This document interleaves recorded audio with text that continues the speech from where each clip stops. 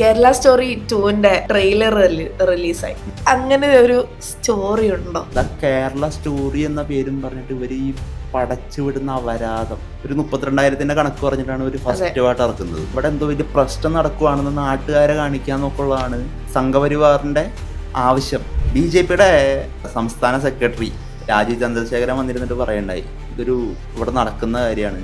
കേരളത്തിനെതിരെ ഒരു ഉളുപ്പുമില്ലാണ്ട് വ്യാജപ്രചാരണം നടത്തുമ്പോൾ കേരളത്തിന്റെ മുഖ്യമന്ത്രി അല്ലാണ്ട് പിന്നെ ആരാ ചോദിക്കും? BJPയുടെ സംസ്ഥാന സെക്രട്ടറി ആണല്ലോ, അവരെന്താ ചെയ്യണ്ടേ? കേരളം ഇങ്ങനെയല്ല എന്ന് അവരെ പറഞ്ഞ് മനസ്സിലായി. ഞങ്ങൾക്ക് എന്ത് കേരളം എന്നുള്ള ഒരു മനോഭാവമാണ് അവര്. കേരളത്തിന്റെ ഒരു ഭാഗമല്ലാത്ത രീതിയിലാണ് അവർ പെരുമാറുന്നത്. അവർക്ക് എങ്ങനെയെങ്കിലും ഇവിടെ വിഷം തുപ്പണം. ഇവിടെ ഈ സമാധാനമായിട്ട് ആൾക്കാർ ജീവിക്കുന്നത് അവർക്ക് ഇഷ്ടമല്ല. ഇൻഷാ അല്ലാഹ് ഒരു 25 വർഷത്തിനകം കേരളം അല്ലെങ്കിൽ ഇന്ത്യ എന്ന ഒരു കംപ്ലീറ്റ് മുസ്ലിം സ്റ്റേറ്റ് അല്ലെങ്കിൽ കൺട്രിയായി മാറും എന്നുള്ളത്. ഒരു വർഗീയ ശക്തിക്ക് നിന്നൊടുക്കുന്ന സംസ്ഥാനമായിട്ട് കേരളത്തെ ഞാൻ കാണുന്നില്ല. സമാധാനത്തിന് വേണ്ടി ഇവിടുത്തെ മനുഷ്യർ എന്തും ചെയ്യും. ഇവിടുത്തെ മതന്യൂനപക്ഷങ്ങളെ ഒറ്റപ്പെടുത്താനായിട്ട് BJP ശ്രമിച്ചാൽ അതൊന്നും ഇവിടെ കേരളത്തിൽ പോകുന്നു. ഓപ്പോസിറ്റ് നിൽക്കുന്ന ആളുടെ മുണ്ടിന്റെ കര എങ്ങോട്ടാ കൊടുത്തിരിക്കുന്നത് എന്ന് നോക്കി അവന്റെ മതം ചെയ്യുന്ന ആൾക്കാരുണ്ട്, അവന് നിസ്കാരത്താഴമുണ്ടോ നോക്കുന്ന ആൾക്കാരുണ്ട്. അങ്ങനത്തെ മനുഷ്യരുണ്ട് RSSല്. അതിലൊരു ആക്ട്രസിനെ ഫോഴ്സ് ചെയ്ത് ബീഫ് കഴിപ്പിക്കുന്ന ഒരു സീൻ. അല്ലാതെ ഇവര് ചിലപ്പോ ചാണകമൊക്കെ ഉരുണ്ടേക്ക് ഇട്ടിട്ട് വിടുങ്ങുമായിരിക്കും, നമുക്കത് പറ്റൂല. ട്രെയിലർ ഇറങ്ങിയ ഡേറ്റ് നോമ്പിന്റെ സമയത്ത് ഇറങ്ങും, എലക്ഷൻ. ഇവരെന്താ ഉദ്ദേശിക്കുന്നത്? പക്ഷെ ഒറ്റ കാര്യമുള്ളൂ, ഈ വർഗീയത ആയിട്ടൊക്കെ ഇങ്ങോട്ട് വന്നു കഴിഞ്ഞു കഴിഞ്ഞാൽ മലയാളികൾ മുണ്ടോക്കി കാണിക്കും. നല്ല കേരളം മുണ്ട. രാജീവ് ചന്ദ്രശേഖരനെ കൊടുന്ന് ഓടിക്കണം. കേരളത്തിൽ ഇരുന്നിട്ട് ഇവിടെ നടക്കുന്നതെന്ന് പ്രൗഡ് മലയാളിയാണെങ്കിൽ എന്റെ കേരളം ഇങ്ങനെയല്ല, എന്റെ കേരളത്തിൽ ഇങ്ങനെയല്ല നടക്കുന്നത് എന്ത് സംസാരിക്കണം? എന്ത് ചെയ്യാനാ? സംഗീ പോയി. സംഗീ ഈസ് ഓൾവേസ് സംഗീ. അത്രേ ഉള്ളൂ.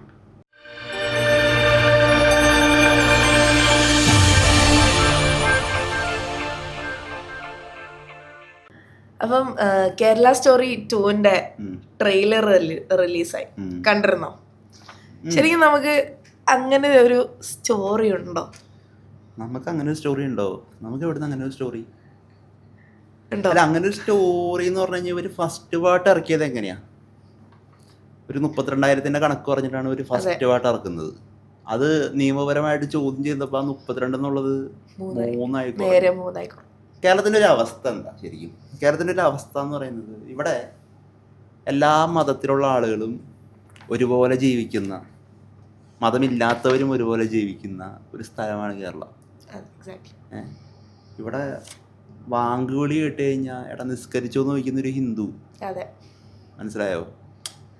ഞായറാഴ്ച ആയി കഴിഞ്ഞാൽ പള്ളിയിൽ പോയില്ലേന്ന് ചോദിക്കും. അമ്പലത്തിലെ പാട്ട് കേൾക്കുമ്പോൾ രാവിലെ എഴുന്നേക്കുന്ന മുസ്ലിംസ് ഉണ്ട് ഇവിടെ. അങ്ങനെ ഒരു സിനാരിയോയിലാണ് ഇവിടെ ജീവിച്ചു പോകുന്നത്. അങ്ങനത്തെ ഒരു ഇന്ത്യയിൽ ഒരു മതനിരപേക്ഷത നിലനിൽക്കുന്ന ഒരു സംസ്ഥാനത്തെ കുറിച്ച് കേരള സ്റ്റോറി എന്ന പേരും പറഞ്ഞിട്ട് ഇവർ ഈ പടച്ചു വിടുന്ന അപരാധം മനസ്സിലാവുന്നുണ്ടോ? അപരാധം എന്ന് പറയുന്ന വാക്ക് പൊളിറ്റിക്കൽ ചിലപ്പോൾ ഇൻകറക്റ്റ് ആയിരിക്കും കേട്ടോ. എന്നാലും ഈ വാക്കോടെ നമുക്ക് കേരളത്തിൽ നിന്നുകൊണ്ട് ഞാൻ വേറെന്താ പറയണ്ടേ? കേരളത്തിൽ നിന്നുകൊണ്ട് ഞാൻ പിന്നെ വേറെന്താ പറയണ്ടേ? ഇതന്നെയല്ലേ പറയാൻ പറ്റുള്ളൂ. ഒരുപക്ഷെ ആ ഒരു പേരായിരിക്കുമോ പ്രശ്നം? ദ കേരള സ്റ്റോറി എന്നൊരു ടൈറ്റിൽ അല്ലെങ്കിൽ അങ്ങനെ ഒരു കാർഡായിരിക്കുമോ പ്രശ്നം? ഇത് കേരളത്തിന്റെ ഒരു സ്റ്റോറി അല്ലല്ലോ. ഇത് കേരളത്തിന്റെ സ്റ്റോറി ആവുന്നത് എങ്ങനെയാ? ഒരു 3 പെൺപിള്ളേരുടെ സ്റ്റോറി ആണെന്നുണ്ടെങ്കിൽ 3 പെൺപിള്ളേരുടെ സ്റ്റോറി എന്നുണ്ടിറക്ക്. അത് കേരളത്തിന്റെ സ്റ്റോറി ആയിട്ട് കൂട്ടാൻ പറ്റും. ജനറലൈസ് ചെയ്യപ്പെട്ടത് കൊണ്ടായിരിക്കാം ഈ പടത്തിന് ഇത്ര ഹേറ്റഡ് കിട്ടുന്നതെന്ന് വിശ്വസിക്കുന്നു. അല്ല, അവരുടെ ആവശ്യം അതാണല്ലോ. സംഘപരിവാറിന്റെ ആവശ്യം എന്ന് പറയുന്നത് അതെ, കേരളത്തെ അങ്ങോട്ട് എന്താ തേച്ചൊട്ടിച്ച് കാണിക്കുക, ഇവിടെ എന്തോ വലിയ പ്രശ്നം നടക്കുവാണെന്ന് നാട്ടുകാരെ കാണിക്കുക എന്നൊക്കെയുള്ളതാണ് ഈ പറഞ്ഞ സംഘപരിവാറിന്റെ ആവശ്യം എന്ന് പറയുന്നത്, അവരുടെ ഉദ്ദേശം എന്ന് പറയുന്നത്. അപ്പോൾ ആ ഉദ്ദേശം നടപ്പിലാക്കാൻ വേണ്ടിയിട്ട് ഇവർ വേറൊരു കാര്യം കൂടി ഉണ്ട്. ഇവർ പുതിയ ചരിത്രം ഉണ്ടാക്കാനുള്ള ശ്രമത്തില്ല. പിള്ളേർ പഠിക്കേണ്ട ചരിത്രം, ഇത് ഡോക്യുമെന്ററി ടൈപ്പാണ് ഇവർ ചെയ്യുന്ന സിനിമ, ശ്രദ്ധിച്ചാൽ മതി. അത് പുതിയ ചരിത്രം പിള്ളേർ ഇത് കണ്ടുപഠിക്കണം, മനസ്സിലായോ? കുട്ടികൾ ഇത് കണ്ടുപഠിക്കാൻ വേണ്ടിയിട്ടുള്ള ചരിത്രം പുതുതായിട്ട് വ്യാജ ചരിത്രം എഴുതി പിടിപ്പിക്കാനുള്ള തത്രപ്പാടിലാണ് ഇവിടുത്തെ സംഘപരിവാർ വ്യക്തികൾ എന്നുള്ളതാണ്. BJPയുടെ നമ്മുടെ സംസ്ഥാന സെക്രട്ടറി രാജീവ് ചന്ദ്രശേഖരൻ വന്നിരുന്നിട്ട് പറയണ്ടായി, ഇതൊരു എന്താ പറയുക, ഇതൊരു ഇവിടെ നടക്കുന്ന കാര്യമാണ്. നടക്കുന്ന നടക്കുന്ന പിണറായി വിജയൻ എന്തിനാ ഇതിനെക്കുറിച്ച്, പിന്നെ കേരളത്തിലൊരു വിഷയം നടക്കുമ്പോൾ കേരളത്തിനെതിരെ ഒരു ഉളുപ്പും ഇല്ലാണ്ട് വ്യാജ പ്രചാരണം നടത്തുമ്പോൾ കേരളത്തിന്റെ മുഖ്യമന്ത്രി അല്ലാണ്ട് പിന്നെ ആരാ ചോദിക്കുന്നത്? മുഖ്യമന്ത്രി പ്രതികരിച്ചതിന് ഇവിടെ എല്ലാവരും ചോദ്യം ചെയ്തോണ്ടിരിക്കുന്നത്. ഇവിടെ മുഖ്യമന്ത്രി അല്ലാണ്ട് പിന്നെ ആരാ പ്രതികരിക്കുക? സത്യം ഇത് ജനങ്ങൾ ചോദിക്കും. ജനങ്ങൾ ചോദിക്കുന്നതിന്റെ ക്യാപ്റ്റനായിട്ട് അല്ലെങ്കിൽ അത് മുൻപന്തിന് മുഖ്യമന്ത്രി ഉണ്ടാവും. രാജീവ് ചന്ദ്രശേഖരനെ പോലുള്ള ആൾക്കാർ എന്താ ചെയ്യേണ്ടതെന്ന് അറിയോ? അവർ ഇവിടെ BJPയുടെ സംസ്ഥാന സെക്രട്ടറി ആണല്ലോ. അവരെന്താ ചെയ്യണ്ടേ? കേരളം ഇങ്ങനെയല്ലാന്ന് അവരെ പറഞ്ഞ് മനസ്സിലാക്കി വേണ്ടേ? തിരുത്തണം. അവർ ചെയ്യുന്നില്ല. അവരത് ഇവിടെ ഞങ്ങൾക്ക് എന്ത് കേരളം എന്നുള്ള ഒരു മനോഭാവമാണ് അവര്. അവർക്ക് ഇവിടെ കേരളത്തിന്റെ ഒരു ഭാഗമല്ലാത്ത രീതിയിലാണ് അവർ പെരുമാറുന്നത്. അതെ അല്ലേ? അവർക്ക് കേരളം വിഷയമല്ല. അവർക്ക് എങ്ങനെയെങ്കിലും ഇവിടെ വിഷം തുപ്പണം. ഇവിടെ ഈ സമാധാനമായിട്ട് ആൾക്കാർ ജീവിക്കുന്നത് ഇഷ്ടമല്ല. അവർക്ക് അങ്ങ് ബംഗാളിലും അങ്ങ് UPയിലും ഉള്ള പോലെ ഉള്ള വിഷയങ്ങൾ ഇവിടെ ഉണ്ടാക്കണം. അവരുടെ ആവശ്യം ഭിന്നിപ്പിച്ച് ഭരിക്കുക എന്ന് പറയുന്നൊരു പരിപാടി ഉണ്ട്. അതാണ് ഇവരുടെ ആവശ്യം. അത് മാത്രമാണ് ഇവരുടെ ആവശ്യം. മനസ്സിലാവുന്നുണ്ടോ? അതുപോലെ തന്നെ ട്രെയിലർ സ്റ്റാർട്ട് ചെയ്യുന്ന സമയത്ത് ഒരു വാചകം പറയുന്നുണ്ട്, ഇൻഷാ അള്ളാ ഒരു 25 വർഷത്തിനകം കേരളം അല്ലെങ്കിൽ ഇന്ത്യ എന്ന ദേശം ഒരു കംപ്ലീറ്റ് മുസ്ലിം സ്റ്റേറ്റ് അല്ലെങ്കിൽ കൺട്രിയായി മാറും എന്നുള്ളത് സ്റ്റാർട്ടിങ് സ്റ്റേറ്റ്മെന്റ് ആണത്. അതിനോട് എന്താ പറയാ? ഒരു വർഗീയ ശക്തിക്കും നിന്ന് കൊടുക്കുന്നൊരു സംസ്ഥാനമായിട്ട് കേരളത്തിനെ ഞാൻ നോക്കിക്കാണുന്നില്ല. അത് SDP ആയിക്കോട്ടെ, പേരെടുത്ത് പറയാം, നമുക്കിപ്പോൾ എന്താ പേരെടുത്ത്, SDP ആയിക്കോട്ടെ, BJP ആയിക്കോട്ടെ, ഒരു വർഗീയ ശക്തിക്കും നിന്ന് കൊടുക്കുന്ന ഒരു സംസ്ഥാനമായിട്ട് കേരളത്തെ ഞാൻ കാണുന്നില്ല. ഇവിടെ മനുഷ്യന്മാർക്ക് വേണ്ടത് സമാധാനമാണ്. സമാധാനത്തിന് വേണ്ടി ഇവിടുത്തെ മനുഷ്യർ എന്തും ചെയ്യും. സത്യം. ഇവിടെ 2018 പ്രളയം വന്ന സമയത്താണെങ്കിൽ പോലും, കൊറോണ വന്ന സമയത്താണെങ്കിൽ പോലും, വയനാട് ഒരു വിഷയം ഉണ്ടായ സമയത്താണെങ്കിൽ പോലും നമ്മൾ എങ്ങനെയാണ് ആ വിഷയത്തെ അഡ്രസ് ചെയ്തത് എന്നുള്ളത് ലോകം കണ്ടതാണ്. ആ ലോകത്തിനെയാണ് നമ്മൾ ഇങ്ങനെയാണെന്ന് വരച്ച് കാട്ടാൻ അവർ ശ്രമിക്കുന്നത്, അല്ലേ? അതെ. അപ്പോൾ അങ്ങനെയാണ് നമ്മൾ ആ ഒരു വിഷയത്തെ, ഈ ലവ് ജിഹാദ് നടക്കുന്നു എന്ന് പറയുന്നു. എന്താ അഭിപ്രായം? അങ്ങനെ ലവ് ജിഹാദ് നടക്കുന്നതായിട്ട് നിങ്ങൾക്ക് എപ്പോഴെങ്കിലും, കേരളത്തിൽ ലവ് ജിഹാദ് നടക്കുന്നതായിട്ട് നിങ്ങൾക്ക് എപ്പോഴും തോന്നിയിട്ടുണ്ടോ? ഇല്ലല്ലോ. ഇല്ല. അപ്പൊ എന്തിന്റെ അടിസ്ഥാനത്തിൽ ഈ രാജീവ് ചന്ദ്രശേഖരനെ പോലുള്ള ആൾക്കാർ വന്നിട്ട് ഇങ്ങോട്ട് നെളിഞ്ഞിരുന്ന് പറയും ഇവിടെ എന്തോ വിഷയം നടക്കാന്ന്? വിഷയം നടക്കുന്നത് ഒരു വിഷയം നടക്കുന്നില്ല. ഈ പറഞ്ഞ പോലെ തിരുത്തേണ്ടവര് തന്നെ വീണ്ടും വീണ്ടും ആരോപിക്കുകയാണ് കൂടുതൽ തെറ്റാണ്. ഇന്ത്യൻ പാർലമെന്റിൽ 2020 അന്നത്തെ ആഭ്യന്തര സഹമന്ത്രി കൃത്യമായിട്ട് പറഞ്ഞിട്ടുണ്ടായിരുന്നു ലവ് ജിഹാദ് നടക്കുന്നു എന്നുള്ളതിന് യാതൊരുവിധ തെളിവുകളും ഇല്ല എന്നുള്ളത്. അങ്ങനെ ഒരു തെളിവില്ല, അങ്ങനെ കേരളത്തിൽ നടക്കുന്നില്ല എന്നുള്ളത് റിയാലിറ്റിയാണ്. ആ റിയാലിറ്റി അവിടെ അങ്ങനെ നിലനിൽക്കെ ഇവർ വന്നിരുന്ന് പിന്നെയും പറയാണ്, ഒരു ഉടുപ്പുമില്ലാണ്ട് കേരളത്തെ പറ്റി അത്രയും അനാവശ്യം പറയുന്ന, കേരളത്തെ എങ്ങനെയെങ്കിലും ഒരു മോശമായിട്ട്, ലോകത്തിന് മുമ്പിൽ മോശമായിട്ട് കാണിക്കണമെന്ന് വിചാരിക്കുന്ന ചില കൂട്ടർ നടത്തുന്ന വ്യാജ പ്രചാരണം, ഇതിനെ നമ്മൾ തള്ളിക്കളയണം. അതെ. ഏറ്റവും കൂടുതൽ ഒരു ഇൻഫ്ലുവൻഷ്യൽ മീഡിയമാണ് സത്യം പറഞ്ഞ സിനിമ. എന്റർടൈൻമെന്റിൽ ഇൻഫ്ലുവൻഷ്യൽ മീഡിയമാണ് സിനിമ. ആ സിനിമയിലൂടെ ദ കേരള സ്റ്റോറി എന്ന പേരിൽ ഒരു സ്റ്റേറ്റിനെ ഫുള്ള് ജനറലൈസ് ചെയ്ത് ഇങ്ങനെ ചിത്രീകരിക്കപ്പെടുമ്പോൾ നമ്മൾ ഓരോരുത്തരും, ഓരോ മലയാളികളും ഹേർട്ട് ചെയ്യപ്പെടുകയാണ് അവിടെ, അല്ലെ? അവിടെയാണ് ഈ പറയുന്ന പല നേതാക്കളും അതിനോട് സപ്പോർട്ട് ചെയ്യുന്നതും വീണ്ടും നമ്മൾ അങ്ങനെയാണെന്ന് അടിവരയിട്ട് വീണ്ടും പറഞ്ഞുറപ്പിക്കുന്നതും. ഈ സിനിമയുടെ ഒരു അവസ്ഥ എടുക്കുകയാണെങ്കിൽ, ഈ സിനിമ ഏകദേശം ഒരു 12-14 കോടി രൂപയാണ് ചെലവ്. ഏകദേശം 300 കോടി രൂപയോളം, 350 കോടി രൂപയ്ക്ക് അടുത്ത് കളക്ട് ചെയ്തിട്ടുണ്ട്. 303 കോടി. എന്താ അവർ ചെയ്തേക്കുന്നത്? കേരളത്തെ അങ്ങോട്ട് വിറ്റ്, അതും കേരളത്തിനെ വ്യാജ രീതിയിൽ, വ്യാജ സ്റ്റോറി കേരളത്തിനെ പറ്റി ഉണ്ടാക്കിയിട്ട് അത് വിറ്റ് കാശാക്കുന്നത്. അതിനങ്ങനെ സമ്മതിച്ചു കൊടുക്കേണ്ട കാര്യമൊന്നുമില്ല. ഇവരുടെ കൃത്യമായിട്ടുള്ള ഇവരുടെ പ്രൊപ്പഗണ്ട എന്താണെന്നുള്ളത് ചോറിടുന്ന മനുഷ്യന്മാർക്ക് മനസ്സിലാവും. അത് കേരളത്തിലുള്ളവർ കൃത്യമായിട്ട് മനസ്സിലാവും. കേരളത്തിലുള്ളവർക്ക് അത് മനസ്സിലായില്ല എന്നുണ്ടെങ്കിൽ വേറെ ആർക്ക് മനസ്സിലാവും. അതെ. ബെസ്റ്റ് ഡയറക്ടറിനും സിനിമാറ്റോഗ്രാഫറിനും ഉള്ള നാഷണൽ അവാർഡ് ലഭിച്ചത് ഈ സിനിമയ്ക്കാണ്. അല്ല, അതുണ്ടാവും. നാഷണൽ അവാർഡ് തീരുമാനിക്കുന്നത് അത് വേറെ വിഷയമായിട്ട് നമുക്ക് വേറെ ദിവസം ചർച്ച ചെയ്യാം. അതെ, നാഷണൽ അവാർഡ് ആരുടെ കയ്യിലാന്ന്, ഇവിടുത്തെ സെൻസർ ബോർഡൊക്കെ ആരുടെ കയ്യിലാണെന്നുള്ളതൊക്കെ നമുക്ക് ഒരുപാട് തെളിവുകൾ ഇവിടെ ഉള്ളതാ. മനസ്സിലായോ? അപ്പൊ RSS അതെ, അല്ലെങ്കിൽ ഇടി കയറും. അല്ലെങ്കിൽ ഇടി ഇവിടെ കയറി നിരങ്ങും. അതാണ് അവസ്ഥ. മനസ്സിലാവുന്നുണ്ടോ? സെൻസർ ബോർഡൊക്കെ ഇവരുടെ കയ്യില. പിന്നെ ഇവിടുത്തെ മതന്യൂനപക്ഷങ്ങളെ ഒറ്റപ്പെടുത്താനായിട്ട് BJP ശ്രമിച്ചാൽ അതൊന്നും ഇവിടെ കേരളത്തിൽ വീവൊന്നുമില്ല. അതൊക്കെ കൈ വെച്ച് വെച്ചാൽ മതി. കാര്യം ഞാൻ വിശ്വാസമൊന്നുമല്ല, ഞാനൊരു നിരീശ്വരവാദിയാണ്, ഞാനൊരു എത്തിയിസ്റ്റാണ്. പക്ഷേ ഒരു മതത്തെയും കോർണർ ചെയ്യാനോ അല്ലെങ്കിൽ ഒരു മതം വേണ്ടെന്ന് പറഞ്ഞ് മറ്റൊരു മതത്തെ പ്രോത്സാഹിപ്പിക്കാനോ ശ്രമിക്കുന്നത്, പച്ചയ്ക്ക് പറഞ്ഞാൽ വർഗീയത വളർത്താൻ ശ്രമിച്ചു കഴിഞ്ഞാൽ അതൊന്നും ഇവിടെ നടപടിയാവുന്ന കാര്യമൊന്നുമല്ല. മതങ്ങൾക്കെതിരെ എതിരഭിപ്രായം ഉണ്ടെന്നുണ്ടെങ്കിൽ അത് പറയാം, അത് വർഗീയപരമായിട്ടല്ല പറയേണ്ടത്. ഞാനെന്തിനും ഇതൊക്കെ ഇവിടെ പറയണേ? ഇവരുടെ ഉദ്ദേശം ഇതല്ല. ഇവരുടെ ഉദ്ദേശം എന്ന് പറഞ്ഞാൽ എന്താ, ഇവിടെ ചാണകം അങ്ങോട്ട് മേയാന്നുള്ളതാണ്. അതുപോലെ തന്നെ ഇതിന്റെ ട്രെയിലർ റിലീസ് ആയ സമയത്ത് തന്നെ വീണ്ടും ട്രെൻഡിങ് ആയിട്ട് വന്നതാണ് കേരള സ്റ്റോറി 1ന്റെ റിലീസിന്റെ സമയത്തുള്ള മൂവി റിവ്യൂസ്. അതായത് സിനിമ കണ്ടിട്ട് ഇറങ്ങിയ ഉടനെ ഉള്ള ആൾക്കാരുടെ അടുത്തുനിന്നുള്ള റിവ്യൂസ്. അതിൽ ഒരുപാട് പേര് പറയുന്നുണ്ട് ഇത് ശരിക്കുള്ള സംഭവമാണ്, ഇത് പുറത്ത് വരേണ്ടിയതായിരുന്നു, ഇതിപ്പോഴാണോ പുറത്ത് വരുന്നത് എന്നൊക്കെ ചോദിക്കുന്ന ഒരുപാട് റിവ്യൂസ് കണ്ടിട്ടുണ്ട്. അതിനോട് എന്താ പറയുക? അല്ല, അതിനോട് പറയാനുള്ളതെന്ന് വെച്ച് കഴിഞ്ഞാൽ ഈ പടങ്ങൾ ഇവിടെ ചിലപ്പോൾ നാട്ടുകാരെ കണ്ടു നോക്കി വരും. മനസ്സിലാവുന്നുണ്ടോ? ഈ പടങ്ങൾ ഇവിടെ നാട്ടുകാർ കണ്ടുവന്ന് വരും. കാരണം എന്താണെന്ന് വെച്ച് കഴിഞ്ഞാൽ BJPക്കാരൊക്കെ ചെയ്യുന്നൊരു പരിപാടി ഉണ്ട്. ഇവരുടെ ഒരു പ്രൊപ്പഗണ്ട സിനിമ ഇറങ്ങി കഴിഞ്ഞ് കഴിഞ്ഞാൽ വീട്ടിലിരിക്കുന്ന അച്ഛൻ, അമ്മ, ചേച്ചി, ചേട്ടൻ എല്ലാവരും കൂട്ടി ട്രാവലറൊക്കെ വിളിച്ചിട്ട് സിനിമയ്ക്ക് പോകും. മാളികപ്പുറം എന്ന് പറയുന്ന സിനിമ ഇറങ്ങിയപ്പോൾ ഞാനത് കണ്ടതാണ്. അത് മാളികപ്പുറം പ്രൊപ്പഗണ്ട സിനിമയാണെന്നല്ല ഞാൻ പറയുന്നത്.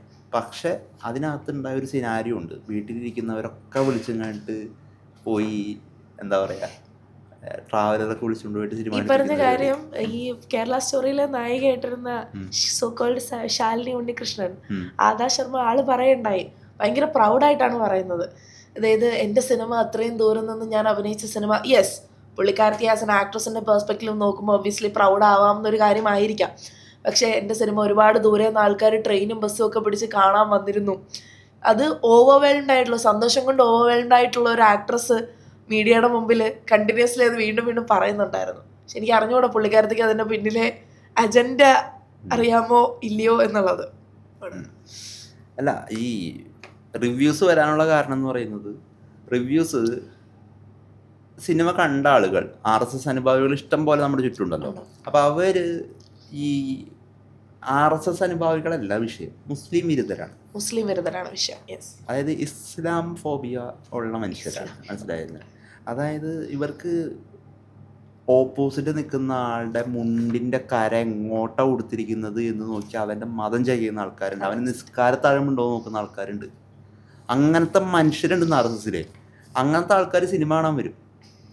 എന്നിട്ട് അവർ പറയുന്ന അഭിപ്രായങ്ങൾ വെട്ടിക്കൂട്ടി ഇവിടെ മാധ്യമങ്ങൾക്ക് അതിനകത്ത് ഉത്തരവാദിത്തമുണ്ട്. അതെ, സത്യം. അവർ മാധ്യമങ്ങൾ ചെയ്യേണ്ടത് എന്താ? മാധ്യമങ്ങൾ ചെയ്യേണ്ടത് കൃത്യമായിട്ട് ഇവർ ക്യാൻസൽ ചെയ്യാന്നുള്ളതാണ്. കേരളത്തിനെതിരെ ഒരു എന്താ പറയുക, ഒരു വ്യാജ സ്റ്റോറി പറയുന്ന ഒരു സിനിമ വന്നിട്ട് അതിന്റെ റിവ്യൂ കൊണ്ടിങ്ങോട്ട് മാധ്യമങ്ങൾ ഇടുന്നുണ്ടെങ്കിൽ അവർ ചാട്ടവാറിനടിക്കണം, മാധ്യമങ്ങൾ ചാട്ടവാറിനടിക്കണം. അത് വേറെ വിഷയം. അപ്പൊ അവര് ഇത് ഇട്ടും കണ്ട് അവർക്ക് റീച്ചിന് വേണ്ടി ഈ സാധനങ്ങൾ കട്ട് ചെയ്തിട്ട് സോഷ്യൽ മീഡിയ ഇടുന്നു, അത് നമ്മൾ കാണുന്നുള്ളതാണ്. അല്ലാതെ ഈ 32,000 കഥ പറഞ്ഞത് എങ്ങനെ 3 കുറഞ്ഞു? 1-2 3 പേരുടെ സ്റ്റോറി ആയിട്ട് മാറിയില്ലേ? 32,000 സ്ത്രീകൾ ഇവിടെ തീവ്രവാദം പഠിക്കാൻ വേണ്ടി പോയി എന്നാണ് പറയുന്നത്. അങ്ങനൊന്നും ഇവിടെ സംഭവിക്കുന്നില്ല എന്നുള്ളത് ചോറിന് എല്ലാവർക്കും മനസ്സിലാവും. എന്നാലും ചുമ്മാ രസം ഇങ്ങനെയൊക്കെ പറയുമ്പോഴേ. ഈ കേരള സ്റ്റോറി 2ന്റെ ട്രെയിലറിൽ ഏറ്റവും ഫണ്ണി ആയിട്ട് മലയാളികളെ ചിരിച്ച് ട്രോളി എല്ലാവരും ഇപ്പൊ ഇൻസ്റ്റഗ്രാം തുറന്നു കഴിഞ്ഞാൽ ആ ഒരു സീൻ മാത്രമേ കാണാനുള്ളൂ. അതിലൊരു ആക്ട്രസിനെ ഫോഴ്സ് ചെയ്ത് ബീഫ് കഴിപ്പിക്കുന്ന ഒരു സീൻ, അത് ഭയങ്കര ഫണ്ണി ആയിട്ടുള്ള എല്ലാവരും എടുക്കുന്നത്. എന്തുകൊണ്ടായിരിക്കും? അല്ല, ബീഫ് മാത്രം കഴിച്ചു കഴിഞ്ഞാൽ എനിക്ക് ഇഷ്ടമല്ല. ബീഫ് ഒറ്റയ്ക്ക് തിന്നാനായിട്ടൊന്നും എനിക്ക് വലിയ താല്പര്യമൊന്നുമില്ല. ബീഫിന്റെ ഒപ്പം പഴംപൊരിയോ പൊറോട്ടയോ പുട്ടോ അറ്റ്ലീസ്റ്റ് ഒരു ദോശയെങ്കിലും ഉണ്ടെന്നുണ്ടെങ്കിൽ കഴിക്കാം. അതെ, അല്ലാതെ ഇവര് ചിലപ്പോ ചാണകമൊക്കെ ഉരുണ്ടേക്ക് ഇട്ടിട്ട് വിഴുങ്ങുമായിരിക്കും. നമുക്കത് പറ്റൂല, നമുക്കത് നടക്കൂല. അപ്പൊ നമുക്ക് ബീഫ് ഒറ്റയ്ക്ക് കിട്ടിക്കഴിഞ്ഞാൽ വേണേ കഴിക്കാം, കുഴപ്പമൊന്നുമില്ല. പക്ഷെ വേണേ കഴിക്കാം. ഫോഴ്സ്ഫുള്ളി ഇല്ല, ഫോഴ്സ്ഫുള്ളി ആകുമ്പോ ബീഫിന്റെ ടേസ്റ്റ് ഒന്നും ഉണ്ടാവില്ലല്ലോ. അപ്പൊ പിന്നെ അല്ലെങ്കിൽ നിർബന്ധിച്ച് കഴിപ്പിക്കുന്ന ഒരു സാധനങ്ങളും നമുക്ക് അല്ലേലും പണ്ടേ വേണ്ട എന്നുള്ളത് മനുഷ്യന്റെ സ്വാഭാവികമായിട്ടുള്ള യുപിയിലും ബംഗാളൊന്നും ഉണ്ടാവൂല. ബംഗാളല്ലേ, ബംഗാളൊന്നും ഉണ്ടാവൂല. മനസ്സിലായോ? യുപിയിലൊക്കെ ചിലപ്പോ ഫോഴ്സ്ഫുള്ളി കഴിച്ചാലും അങ്ങനെയാണല്ലോ അവിടെ. അവിടെ എന്താണ് ഫോഴ്സ്ഫുള്ളി എന്ത് പറഞ്ഞാൽ ചിലപ്പോൾ വിശ്വസിക്കും. അങ്ങനത്തെ ആൾക്കാരൊക്കെ ഉള്ളതുകൊണ്ടാണല്ലോ അവിടെ BJP ഭരിക്കുന്നത്. അപ്പോൾ അങ്ങനത്തെ ഒക്കെ ഒരു അവസ്ഥ ഉള്ളതുകൊണ്ട് ഇതാണ് എനിക്ക് തോന്നണത്. അല്ലാണ്ട് ഉമ്മ കഴിക്കണം പൊറോട്ട ബീഫ്. അതെ, കഴിക്കണം പൊറോട്ട ബീഫ് എന്നൊക്കെ. പിന്നെ വേറെ കാര്യം വെച്ചാല് ഞാനിങ്ങനെ ഗൂഗിൾ ചെയ്ത് നോക്കിയപ്പോൾ കണ്ടാണ് 2023 7th ഹയസ്റ്റ് ഗ്രോസിംഗ് ഫിലിം ആയിരുന്നു കേരള സ്റ്റോറി 1 എന്ന് പറയുന്നത് അല്ലേ? അതങ്ങനെ തന്നെ വരുള്ളൂ. അതാണല്ലോ ഇവരുടെ ഉദ്ദേശം. ഞാൻ പറയുന്നത് എന്താണെന്ന് വെച്ച് കഴിഞ്ഞാൽ ഇവരുടെ ഉദ്ദേശം ഇതെന്താ, ഒന്ന് ഇവിടെ ചരിത്രം തിരുത്തി കുറിച്ചിട്ട് ഒരു വ്യാജ ചരിത്രം ഉണ്ടാക്കുക എന്നുള്ളതാണ് ഒന്ന്. രണ്ട്, ഇതിന്റെ മോണിറ്ററി ബെനിഫിറ്റ് ആയിട്ടുള്ള വരുമാനം ഉണ്ടാക്കുക എന്ന് പറയുന്ന, കേരളത്തെ വിറ്റിട്ട് കേരളത്തെ അനാവശ്യമായിട്ട് കേരളത്തെക്കുറിച്ച് വ്യാജമായിട്ടുള്ള ചരിത്രം ഉണ്ടാക്കിയിട്ട് അത് ആൾക്കാരിലോട്ട് ഇൻജക്ട് ചെയ്തിട്ട് ഇവിടെ കൊമേഴ്ഷ്യൽ ബെനിഫിറ്റ് ഉണ്ടാക്കുക എന്ന് പറയുന്ന ഒരു വൃത്തികേട്, അലപ്പത്തരം, മനസ്സിലാവുന്നുണ്ടോ? അപരാധം ഇത് കാണിക്കുന്നുണ്ട്. ഈ കാണിക്കുന്ന ആൾക്കാരെ നമ്മൾ ഒറ്റക്കെട്ടായിട്ട് നിന്നിട്ട് ഒറ്റപ്പെടുത്തുക എന്നുള്ളതേ ഉള്ളൂ. ഇവരെ നമ്മൾ ഒരു രീതിയിൽ ടോളറേറ്റ് ചെയ്യേണ്ട കാര്യമൊന്നുമില്ല. ഇവരെ നമ്മൾ ഒരു രീതിയിൽ എടുക്കേണ്ട കാര്യമൊന്നുമില്ല. മനസ്സിലായില്ലേ? ഇവർക്ക് ഇവർക്ക് വർഗീയതയാണ്. മനസ്സിലാവുന്നുണ്ടോ? ഒറ്റയടിക്ക് നമ്മൾ ഒരുമിച്ച് താമസിച്ച് കളിച്ച് ചിരിച്ച് ജീവിച്ചു വരുന്ന മുസ്ലിം, ഹിന്ദു, ക്രിസ്ത്യൻ എന്ന വേർതിരിവില്ലാതെ എല്ലാരും മതേതരമായി ജീവിക്കുന്ന ഒരു സ്ഥലത്ത് വന്നിട്ട് നമ്മുടെ കൂടെയുള്ള മുസ്ലിം സഹോദരന്മാരെല്ലാവരും അങ്ങനെയാണെന്ന് അടിച്ചാക്ഷേപിച്ച് ഒരൊറ്റ സിനിമ കൊണ്ട് ഇങ്ങനെ അത് പറയാൻ ശ്രമിക്കുന്ന ആ ഒരു വൃത്തികെട്ട സ്റ്റേറ്റ്മെന്റിനെ ഇതിൽ കൂടുതൽ എന്ത് പറയണം? അതെ അതെ, അത് ശ്രദ്ധിക്കേണ്ട ഒരു കാര്യം. ട്രെയിലർ നോമ്പിന്റെ സമയത്ത് ഇറങ്ങുന്നു. 2, എലക്ഷൻ വരുന്നു. പെട്ടെന്നൊരു 27-ാം തീയതിയാണ് റിലീസ് പറഞ്ഞത്. അതെ, എലക്ഷൻ പ്രമാണിച്ചിട്ട് ഇവരെന്താ ഉദ്ദേശിക്കുന്നത്? ഒറ്റ കാര്യം എനിക്ക് ഒറ്റ കാര്യം ഇതിനകത്ത് പറയാനുള്ളൂ. ഇവർ ഈ പറഞ്ഞ സാധനം, ഇവർക്ക് ഒന്നാമത്തെ കാര്യം ബോധത്തിന് കുറച്ച് കുറവുണ്ട്. കുറച്ചെങ്കിലും ബോധം ഉണ്ടെന്നുണ്ടെങ്കിൽ ഇവർ ഈ പരിപാടി കേരളത്തിൽ ഇങ്ങനെ എക്സിക്യൂട്ട് ചെയ്യില്ല. ഇവർ ഇന്ത്യയിൽ വേറെ പരിപാടി ചെയ്യുന്നുണ്ട്. മലയാളികൾക്ക് മനസ്സിലാവാത്ത പല പരിപാടികളും കേരളത്തിൽ BJP-ക്കാർ ചെയ്യുന്നുണ്ട്. അതായത് ഇൻഡയറക്ട്ലി ഇവർ വർഗീയത കുത്തിക്കയറ്റാനായിട്ട് ശ്രമിക്കുന്ന നോക്കിയിട്ട് അത് വേറെ വിഷയമാണ്, നമുക്ക് പിന്നെ ചർച്ച ചെയ്യാം. പക്ഷേ ഈ വിഷയമൊക്കെ കുറച്ചെങ്കിലും ബോധം അവർക്കുണ്ടെങ്കിൽ 2000 നോട്ടിൽ ചിപ്പുണ്ടെന്ന് പറഞ്ഞ ആൾക്കാരല്ലേ, ഇതിൽ കൂടുതലൊന്നും ഇവരിൽ നിന്ന് പ്രതീക്ഷിക്കാനായിട്ടില്ല. പക്ഷെ ഒറ്റ കാര്യമുള്ളൂ, ഈ വർഗീയത ആയിട്ടൊക്കെ ഇങ്ങോട്ട് വന്നു കഴിഞ്ഞാൽ ചിലപ്പോൾ മലയാളികൾ മുണ്ടോക്കി കാണിക്കും. അതെ, അത് ഇവിടെ ചെലവാവില്ല. ഇത് കേരളമാണ്, നല്ല കേരളം ഉണ്ടാ. മറ്റേ പണ്ട് ട്രെൻഡിങ് ആയിരുന്ന പോലെ കേരള സർ 100% ലിറ്ററസി സർ, അവന്റെ അവസ്ഥ എന്തായിരുന്നു? അതെ. അപ്പോ ഇവിടെ കുറച്ച് ഇവരൊക്കെ കൂടുതലാ. നിങ്ങൾ അവിടെ മറ്റേ ബംഗാളോ UP-യിലോ ഗുജറാത്തിലോ പോയി ചെയ്ത് നോക്ക്, ചിലപ്പോൾ അവിടെ വർക്കൗട്ട് ആവും. അവിടെയും പ്രശ്നമായി തുടങ്ങി. അവിടെയും പ്രശ്നമായി തുടങ്ങി. ഇതൊക്കെ തന്നെ ഈ വിഷയത്തിൽ. വേറെന്തും പറയാണ്ട് ഈ വിഷയത്തിൽ വേറെന്ത് പറയാനല്ലേ ഈ വിഷയത്തിൽ? വേറെന്ത് പറയാനാ? ഇതൊന്നും ഇവരെ കൊണ്ട് കൂട്ടിയ കൂടുന്നവരിടുന്നില്ല, കൈവച്ച ചാതി. കേരളത്തിൽ നടക്കൂലല്ലേ ആ ഒരു സ്റ്റേറ്റ്മെന്റ് പറഞ്ഞ് ശരിക്കും പറഞ്ഞാൽ നിർത്താം. ഇത് ഇവിടെ നടക്കൂല, ഇത് ഇവിടെ ചെലവാകില്ല, ഇതൊന്നും ഇവിടെ നടക്കൊന്നുമില്ല. അതൊക്കെ വേറെ രാജീവ് ചന്ദ്രശേഖരനെ കൊടുന്ന് ഓടിക്കണം. കേരളത്തിൽ ഇരുന്നിട്ട് ഇത് ഇവിടെ നടക്കുന്നതെന്ന് രാജീവ് ചന്ദ്രശേഖരൻ എന്താ ചെയ്യണ്ടേ? ശരിക്കും അയാൾ ശരിക്കും ഇവിടെ എന്താ ചെയ്യണ്ടേ? ഇവിടെ നിന്നിട്ട് കേരളത്തിൽ ഒരു പ്രൗഡ് മലയാളി ആണെങ്കിൽ എന്റെ കേരളം ഇങ്ങനെയല്ല, എന്റെ കേരളത്തിൽ ഇങ്ങനെയല്ല നടക്കുന്നത് എന്ന് സംസാരിക്കണം. പക്ഷെ എന്ത് ചെയ്യാനാ, സംഖ്യയിൽ പോയി. അതെ, സംഖ്യയായി പോയി. എന്ത് ചെയ്യാനല്ലേ? അല്ല, സംഖ്യ ഈസ് ഓൾവേസ് സംഖ്യ, അത്രേ ഉള്ളൂ.